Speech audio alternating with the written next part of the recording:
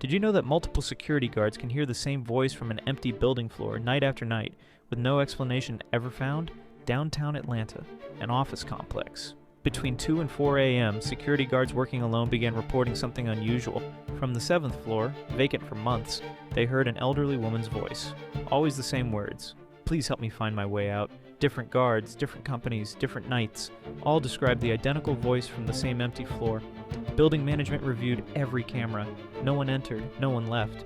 Sound engineers tested the ventilation system and acoustics. They found nothing that could explain the voice. For 3 months, the reports continued. Then suddenly they stopped. No explanation was provided. The guards who reported the incidents were quietly reassigned to other locations. Today, the building remains operational, but overnight security no longer works alone. They now patrol in pairs. The 7th floor remains vacant, and no one has publicly explained what those guards heard calling for help in the darkness.